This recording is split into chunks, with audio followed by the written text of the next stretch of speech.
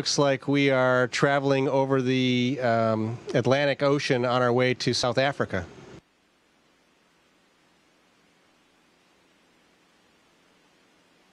It's amazing. It's been a busy time for you on ISS. You performed a successful EVA with Ricky Arnold. What were your tasks?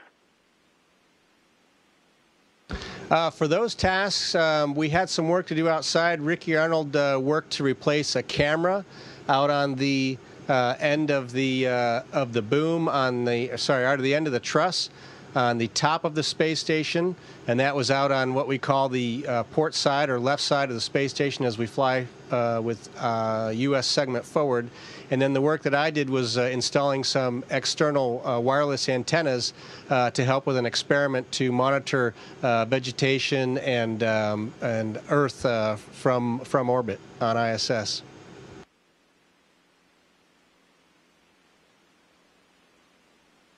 And what is it like to move across ISS during an EVA? How do you feel the motion of space station that is flying at speed of 27,000 kilometers per hour during a spacewalk? Well, I can tell you after 7 years, after a delay of 7 years in getting outside to do a spacewalk, I was a little bit surprised again as I climbed out of the airlock and looked down on the Earth. It was quite a sight, and I had that same feeling that I had the first time I went outside, which was that the Earth was pretty far below, and there's always a slight fear of falling. But fortunately, that only lasts a second or two, and then your training kicks in, and you realize that it's time to get to work. But it was amazing hanging off of the bottom of the space station and realizing that it was just the Earth beneath me. It was quite a sight from the spacesuit.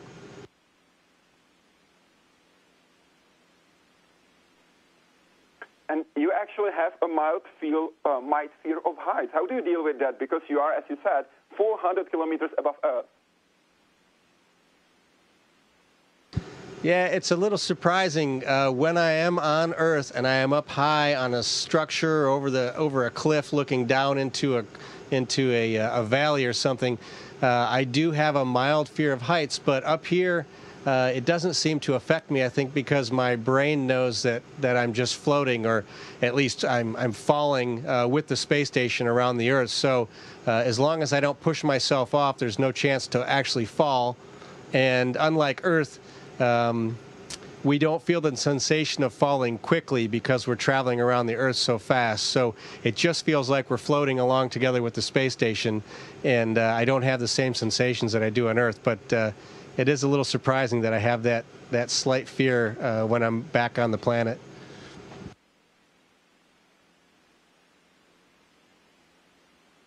Indy, is that right, that he's able to handle the heights on ISS better than on a cliff on Earth? I would say so. You should tell them about the ride at Kima that you love so much, hon. Yeah, that's a funny story as well. There's a roller coaster at an amusement park that's nearby our home, and it's so fast and furious and a little bit rough that I don't actually like riding on it. And normally I like riding on roller coasters, but that one in particular sort of scares me, and I'd rather just stay off it if I have a choice.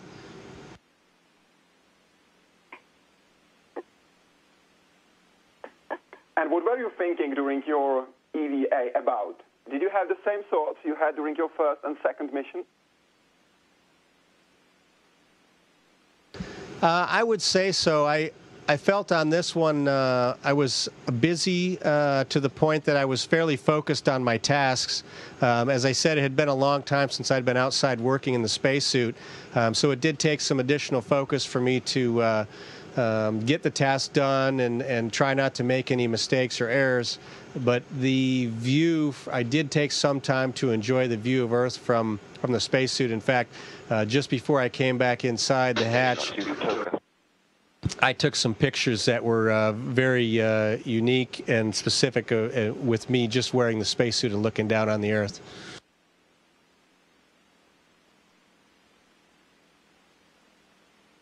You brought items closely connected to the Czech Republic, to ISS. Please, could you show us the picture called Moon Landscape, drawn by Petr Gins? And please explain what this picture means to you personally and to humankind.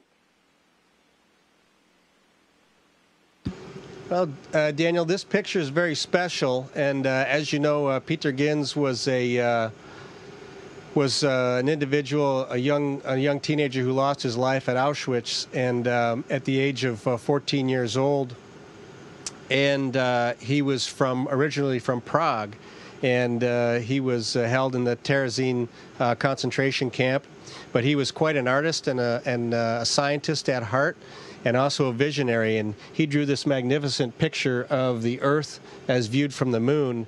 It's quite spectacular and breathtaking. And what's special to me about this drawing is the fact that Petr had come from Prague and he was from the Czech Republic, but also that this drawing, this same illustration, was taken to space by Alain Ramon on the Space Shuttle Columbia.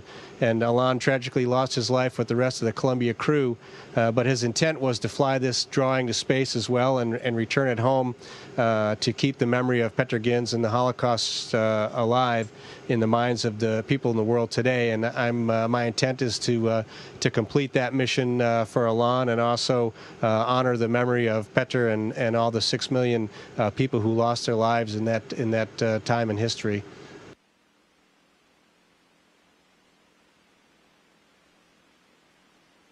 In the studio, we have the copy of Cosmic Songs and the little mole that you took to space.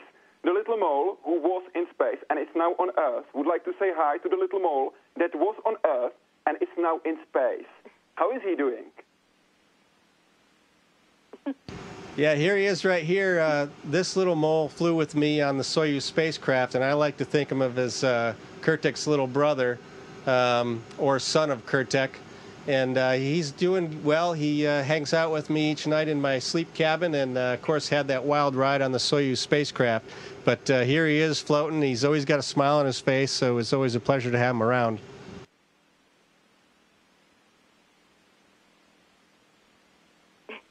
Seems Kurtek is enjoying the microgravity. What's your personal favorite maneuver in microgravity? Could you show us? You want me to show you Kurtek's favorite maneuver? I'm not sure he has one yet. My favorite maneuver is to try to do somersaults, but that's a little tricky in here. I'll give it a shot.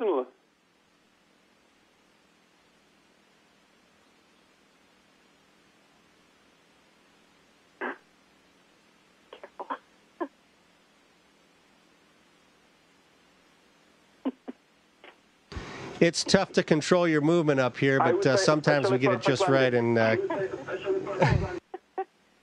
thank you.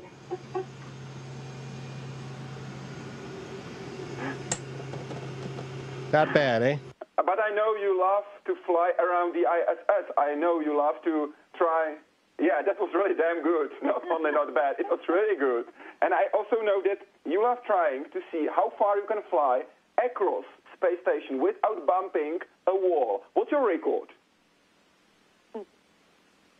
So far, my record is about 2.5 modules. I can go from Node 2 all the way through the lab and into Node 1, and that's probably about, I want to say about 40 meters or so.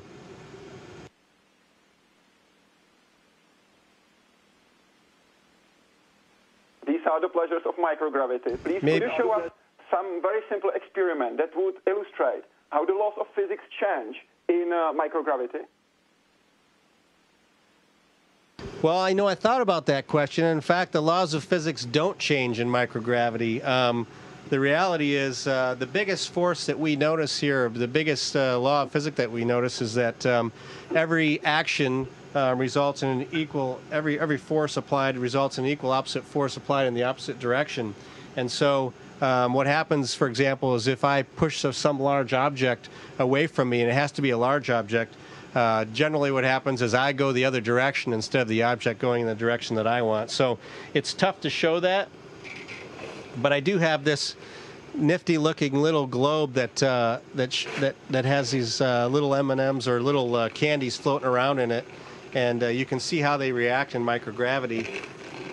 It's quite fascinating to watch these things. In fact, you can see as I spin it, the little candies start to form a line as they align because of the frictional force that they feel as they're getting thrown to the outside of the sphere.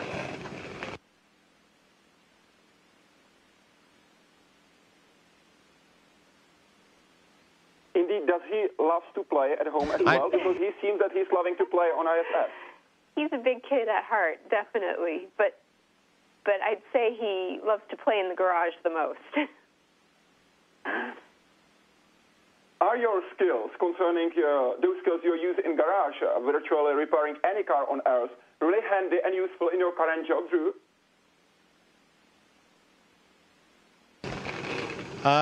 Definitely. I think that those skills come in very handy on orbit. I enjoy working on equipment with my hands, and that's pretty much all we do all day long. Our primary role is as hands, eyes, and ears of researchers and scientists on the ground, and so we take care of their experiments for them. We install their equipment and make sure they receive the data home that they need to. And then, of course, when any of the components on the space station fail, our job is to make repairs to those pieces of hardware so that we can, for example, keep the lights on or keep the ventilation working, keep all the systems operating that support us and the work that's being done here on ISS. So it helps a lot to have those skills to be working and living up here.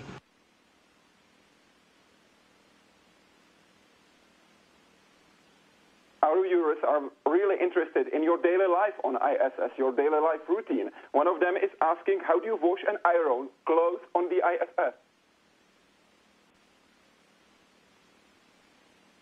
Well, that's a good question, and unfortunately we don't have the ability to actually wash clothes. We're barely able to wash our bodies, although we do that as with wet washcloths and sort of like a sponge bath. But for clothing, we simply have a certain number of days that we wear clothes, and after we've passed those number of days or decide that the clothes have been used for too long, we stow them for eventual trash, and those things get burned up in the atmosphere as items come back to the Earth on some of our supply ships. And then, fortunately, we have enough clothes that will last us for the remainder of the duration here on the space station while we're living here.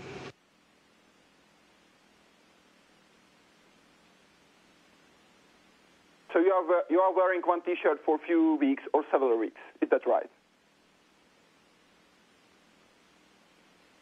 Yeah, essentially, I get a pair of underwear every 3 days. I get a new shirt every week, and I get new socks every week. The pants last about 30 days, and then we have a lot of other items that we use. But generally, it's the frequently used items last between 3 and 7 days.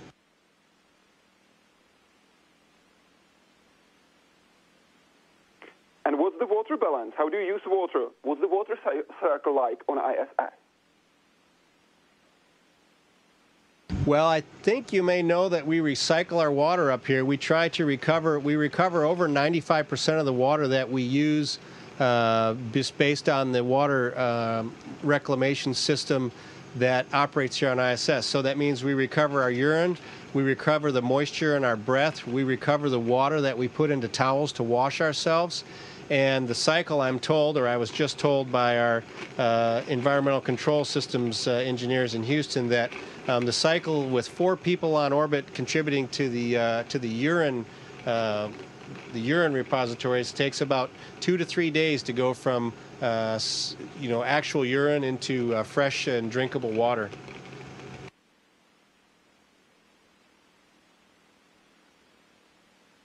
So you have the same coffee after 3 days, the same cup of coffee, actually. Yes, Daniel, I suppose that's one way to put it, the same cup of coffee again after 2 to 3 days.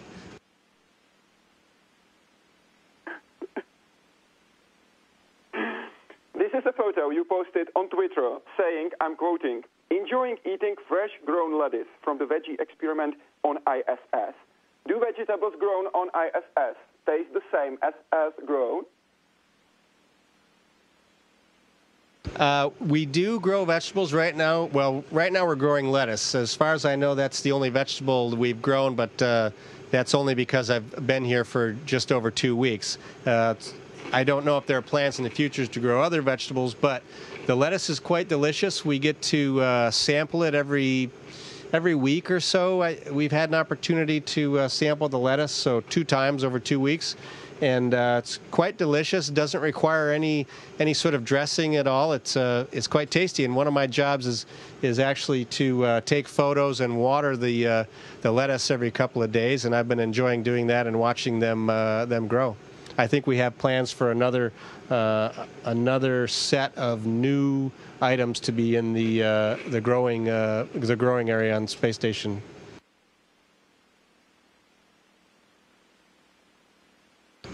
And I don't know if you can see, I'm looking around now, but... Please let us know what it's going to be like and what the vegetable will be available. I was just saying, Daniel, I'm sorry. I'm looking for Kurtek. I don't know where he flew off to, and somehow I let go of him, and now he's gone. So if anybody sees Kurtek floating, please let me know if you see him.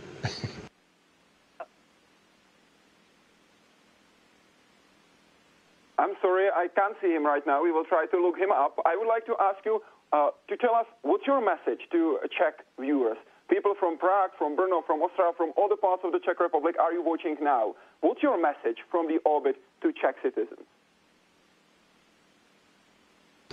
Well, as always, I'd just like to thank folks from the Czech Republic for following what we do in space and on the space station. The research is amazing, and the Czech people, I think, know that they have a great heritage with the space program, going all the way back to the late Gene Cernan, and astronauts all along that heritage within the U.S. Of course, cosmonaut Remek was also the first Czech astronaut, and we're very proud of the work that he did.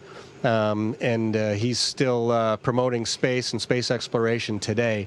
And so I feel happy to be able to have an association with the Czech Republic along with all the other astronauts and cosmonauts from the history of this human spaceflight program. And I'm glad folks are interested enough to follow along and help continue on that this journey of exploration in space for humankind.